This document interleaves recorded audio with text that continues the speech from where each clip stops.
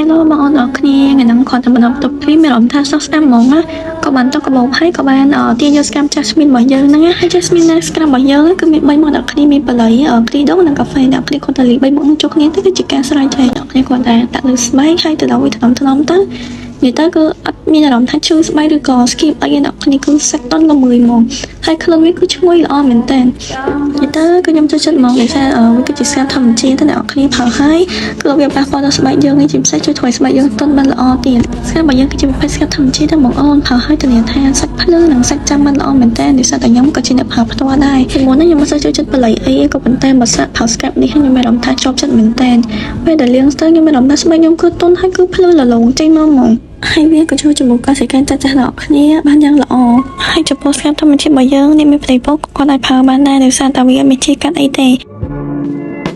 នេះជាស្បែកដែលខ្ញុំបានទឹករយៈពេល15នាទីបន្ទាប់មកបើលាងទឹកចេញនិយាយទៅគឺស្រឡាញ់ស្បែកខ្លួនឯងមែនតើបន្ទាប់ពីលាងទឹកគឺវាភ្លឺនិងទន់រលោងមែនតើអ្នកគ្នាអញ្ចឹងវីដេអូនេះគឺមានតែប៉ុណ្្នឹងឯងតែបងអូនចង់បានស្បែកភ្លឺរលោងបែបហ្នឹងកុំភ្លេចសាកជាមួយនឹង Scalp Jasmine ណាអរគុណបាយបាយ